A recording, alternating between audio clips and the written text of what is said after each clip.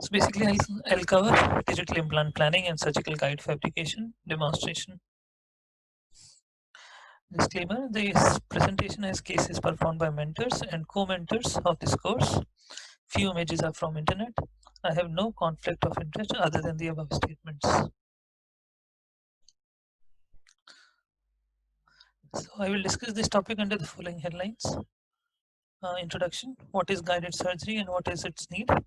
Radiological aspects: what is CT, CBCT, and what do we need to look for? Digital implant planning softwares and its uses, types of surgical guides, the sources of error that can creep in, and the software demonstration. So what is digital implant planning and guided surgery?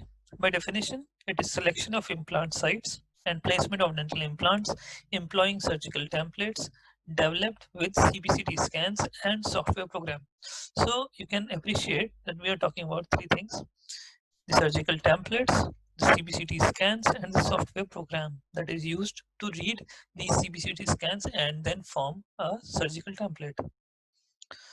So every one of us would place implants in our future, and you can see all the implants are nicely placed, but one implant is out of arch and it can jeopardize the whole restorative plan.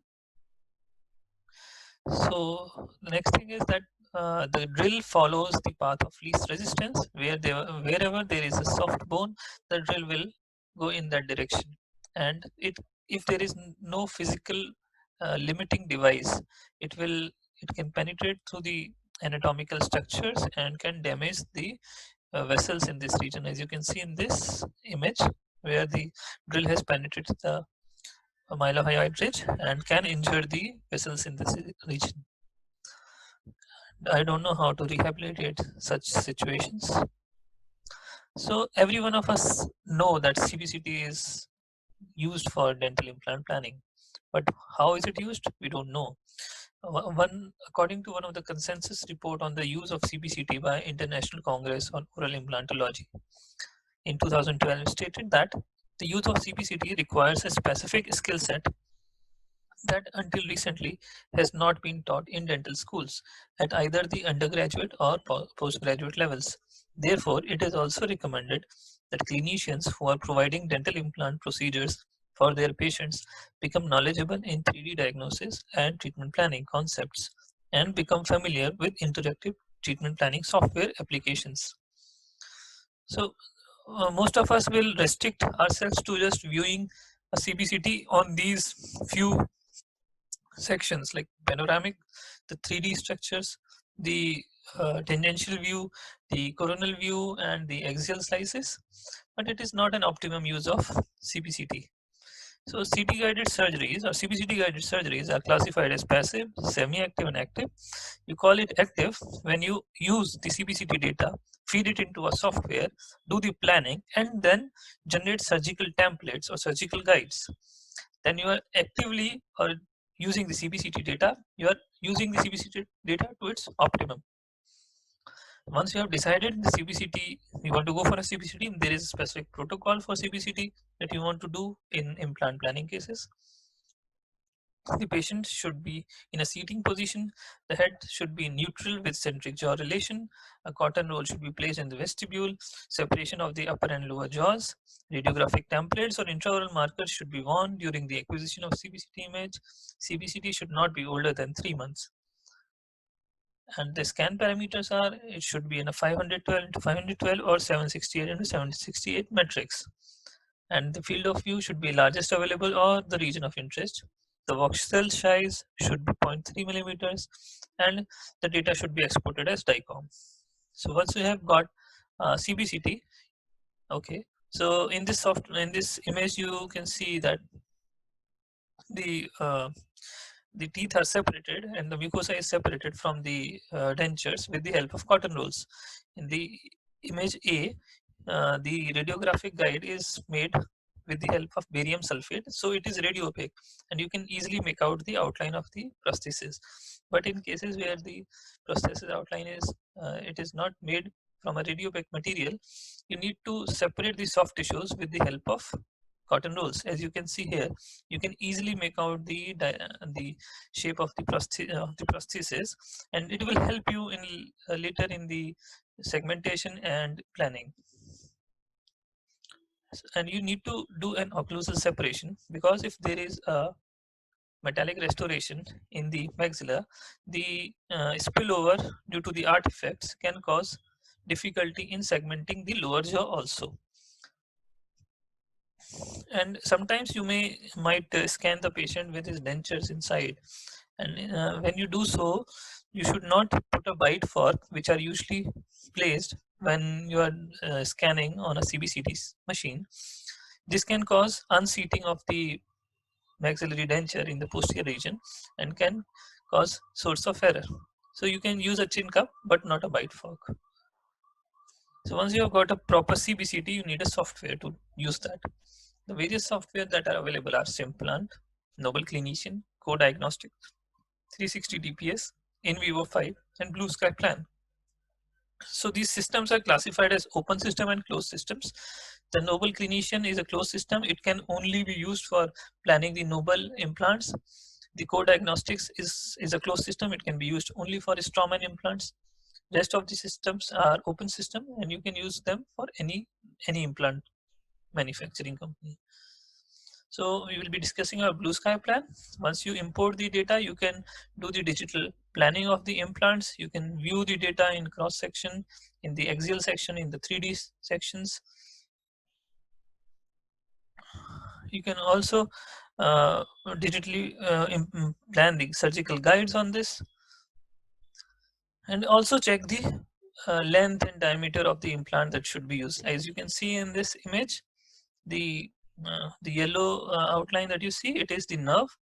The implant is a longer and a narrow diameter implant, and it is encroaching on the mandibular nerve canal. Whereas in a similar situation, you can place a wider diameter, smaller implant, and it will be safely away from the mandibular canal. Same way, you can do a digital wax up, and based on this digital wax up, you can plan your implant positions in a prosthetically driven location, construct a surgical guide, and then later on print that surgical guide also. So what are the uses of these digital implant planning softwares? They help to evaluate bone quality and quantity in 3 dimensions, to evaluate position of vital structures, to anticipate the width and height of the implant to be placed, to plan the position and orientation of the implant. It helps to fabricate the surgical guide, to place the implants in the optimum prosthetically driven location, to place the virtual teeth and predict the final prosthesis, and to evaluate the need for bone grafting. So when you have imported the data into the software, you have to perform certain steps to reach your final product. So the steps are importing, segmenting, and aligning DICOM files, setting the panoramic curve, matching of DICOM and steel files, digital tooth setup, virtual implant selection and planning, virtual implant abutment selection and planning, virtual bone augmentation and planning, and digital design of the surgical template for guided implant placement, rendering a surgical protocol, and connectivity with the CAD/CAM software. When I will demonstrate this use of software, I will go through these steps. So basically the workflow is, you take a CBCT and the 3D scan models, you feed it into the software, do the surgical planning and generate a STL file of the surgical guide, feed it into the 3D printer, you print and verify its fit on the cast, and then you go to the surgery. So once you have decided that you want to make surgical guides, there are a lot of types of surgical guides that you can go for. On the basis of the supporting tissues, you have mucosa supported guides, you have tooth supported guides, and you have bone supported guide. For a flapless procedure, mucosa supported guide is helpful. It is faster and comfortable. It allows faster healing, but it is lesser accurate due to resiliency of soft tissues. Tooth supported guides are more accurate in terms of positioning and stabilization of the guide, and minimum 3 teeth on either side should be used to support the guide. Bone supported guides require larger flap reflection, and it should be supported by at least 3 cm of bone. On the basis of degree of limit, The guides can be non-limiting, partially limiting, or completely limiting. As you can see in the first photograph, this is a non-limiting guide and it just indicates the location of the implant. It does not control the trajectory of the drill. The partially limiting guide, it controls the first drill only. Remainder of the osteotomy is done free-handedly. The completely limiting guides, it controls the trajectory of the drill. All the osteotomy is performed through the guide. The implant insertion is also performed through the guide. On the basis of design, it can be a one-piece guide or a stackable guide. So one-piece guide are the conventional surgical guides that we make.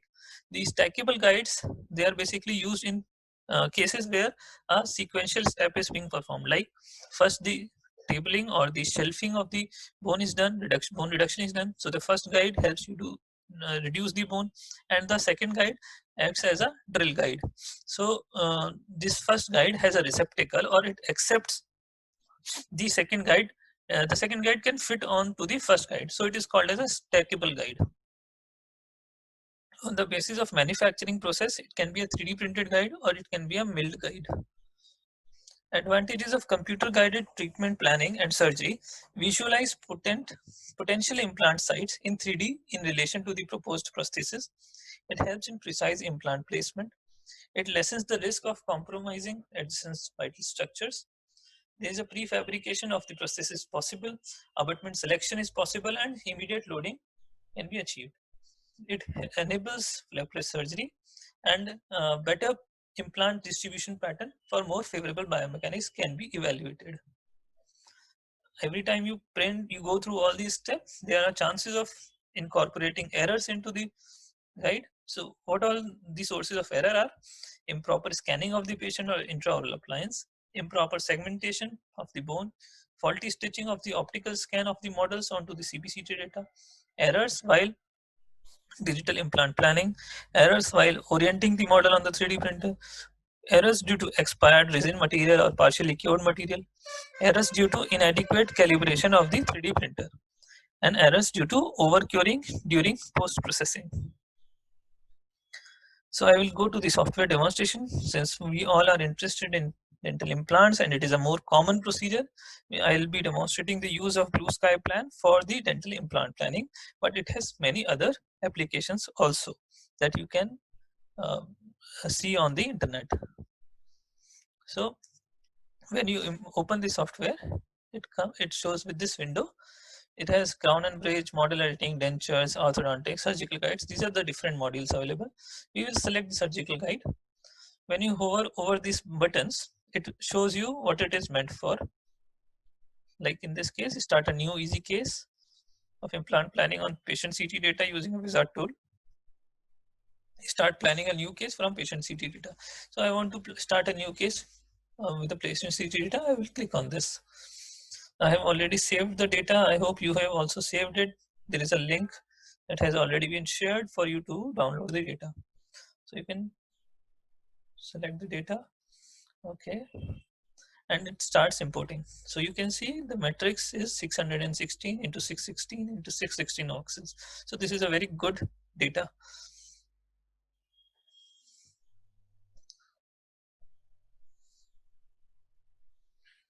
Okay, so you can see there's a lot of anatomical structures that are beyond our area of interest.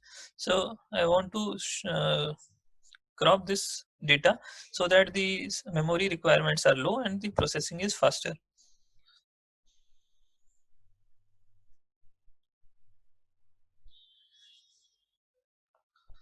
And at the same time, I want to import the STL model of the STL file of the scanned mandibular model. That also I have saved. Even the link for the downloading that STL file is available to you.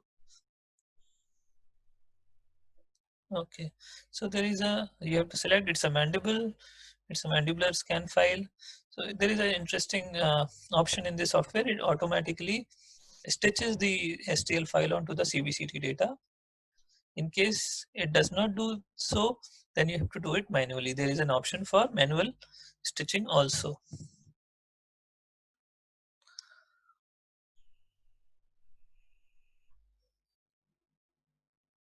Okay, you can see in the green screen thing. So the green colored structure that you see, that is the STL file of the scanned mandibular cast. It is automatically stitched onto the CBCT data.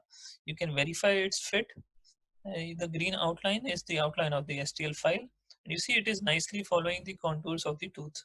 So it is accurately stitched onto the DICOM data, and we can proceed with the planning. Same thing you can evaluate on the axial sections also.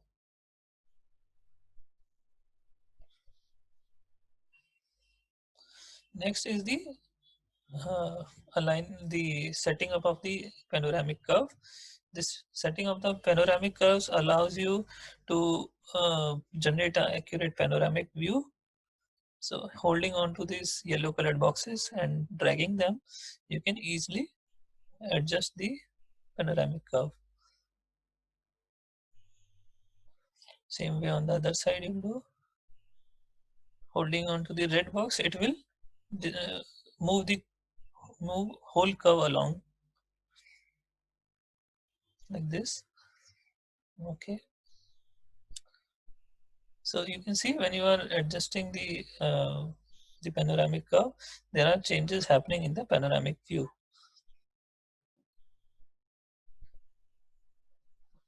Yeah. So our area of interest is lower left first molar region, and I think we are good to go at this stage. Okay, you can adjust like this.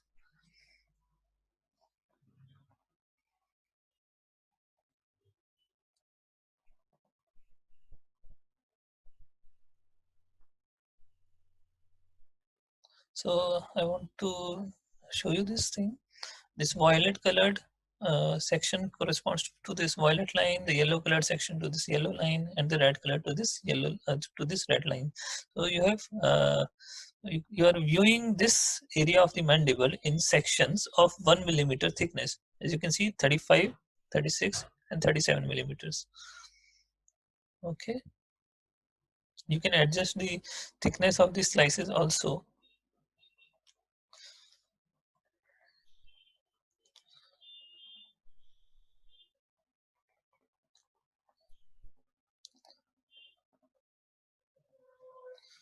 Now that we have, the next step is to add a nerve. So there's an interesting module that automatically detects a nerve. You have to go to the mental foramen and select it. So it has automatically traced the whole nerve till the lingula. A good CBCT scan allows to do a self detection of the nerve. In cases where the CBCT scan is not good, then you have to do it manually. There are both ways possible in this. You can do it manually also, and you can do automatically. So this yellow colored structure, that is the nerve, you can see it is so nicely traced.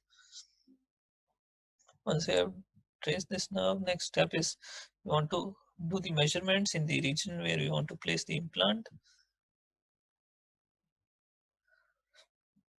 Okay, so we go to the measurements tool and we measure the buccolingual width of the bone, that is about 15 millimeters, and the superior inferior available height is about 18 millimeters. So we can easily place an implant of about 5 millimeter diameter by 10 millimeters of length.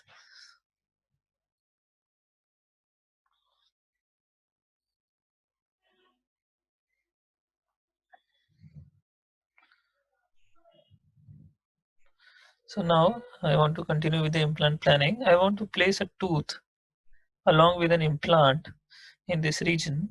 So I will go into the add tooth. There are a lot of libraries available and the add implant option. So I want to place a first mandibular molar on the left side, and there are a lot of implant libraries available in this. So various sizes of dentium implants are available. I want to place a add-in implant. Let's go to the add-in library. Okay, then I select the standard internal hex.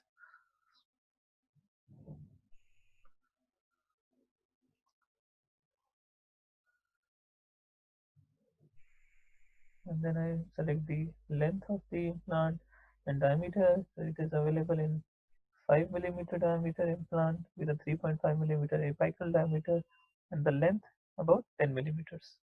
Okay, so it is a okay. I've selected it. Everything is perfect. Now we can drop this tooth and the implant in the location. We can do it on the panoramic curve also. We can do on the 3D window also. You see this tooth is nicely placed, but it is not accurately positioned right now. You need to manually position it, and then you can align the implant to it. Okay, so this tooth has to be positioned, and its size has to be uh, matched to the remaining to the original teeth. So in the next, we'll discuss that. So when you hover onto the tooth, you get this kind of a widget. You can rotate it, you can align it, and scale it also. Holding on to the screen or this yellow ears, you can increase the size. Once you're happy with the position of this tooth, in this case, since the central groove of the second premolars and the second molar is well aligned with the central groove of the first molar, we think we can proceed with the full location. Now you want to align this implant to that tooth. There is an option of align existing implant. It automatically aligns the implant to the tooth. Once it has aligned, you can verify its fit.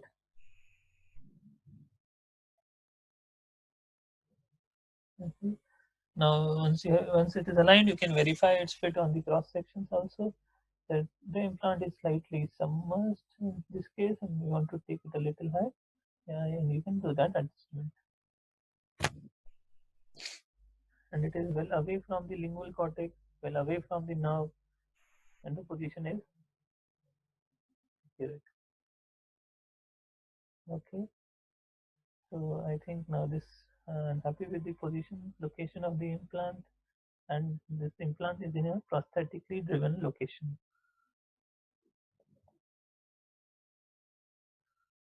Okay. So next is I want to add an abutment to this. I go to the implant and I then add an abutment. It has a lot of options. Select abutment or a custom abutment. I will go for a 5 millimeter to 3 millimeter abutment. Okay, and it is automatically placed. I will just show it to you. You can see this yellow structure. It is connecting the implant and the tooth. It is the abutment. So it's a nice feature of this software. You can export the abutment also.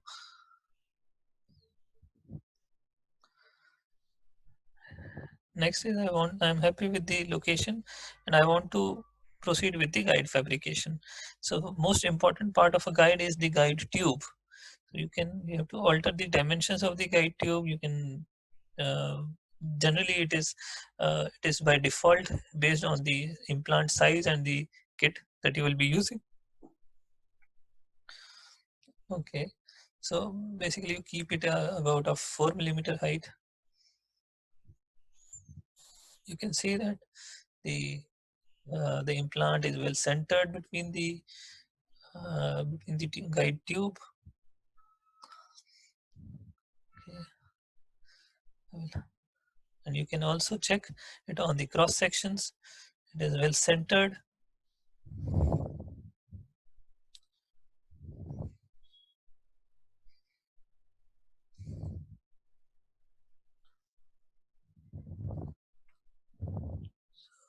So now once you are happy with the planning, you have to lock all these structures and then only you can proceed with the guide planning. This you can see the lock sign. So once you have locked everything, you go to the guide panel. You select the surface over which you want to make the guide. You want to make the guide over this STL file. Lock implants and virtual teeth. Use the automatic brush diameter, and you want to draw a curve. and select mandible, because if you select maxilla, then what you will get is will get an inverted surgical guide. So basically draw the curve holding the shift key, you press and click on the areas and go around the teeth. Once you have marked all these positions, you can adjust the curve where you want your guide to end.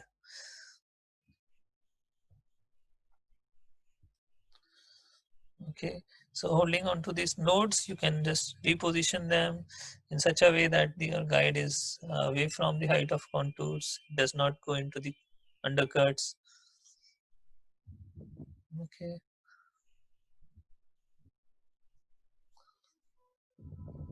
There is a feature in this software that the undercuts are automatically blocked, so your guide will not get engaged in these undercuts. So now that you're happy with the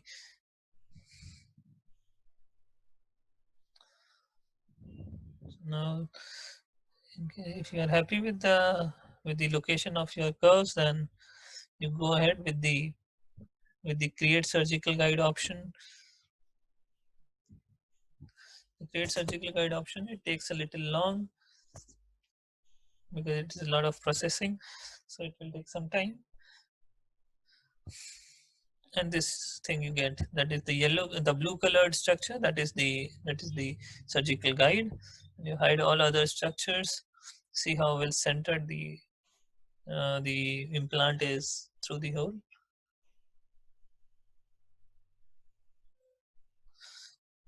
And you can see the undersurface of the guide. It is nicely following the contours of the tooth. You can export this surgical guide through this option, save surgical guide, but you need to buy it.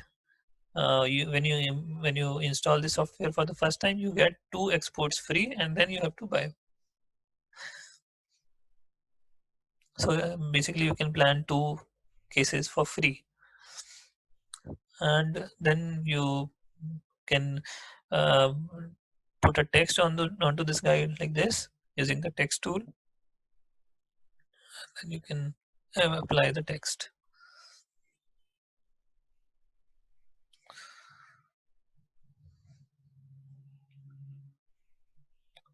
Okay, so you can verify its fit in the 3D view. Also, you can verify its fit in the cross section. See how nicely the blue outline of the guide is following the outline of the teeth.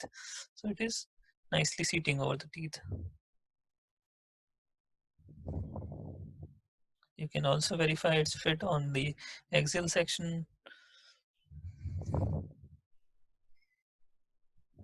Okay.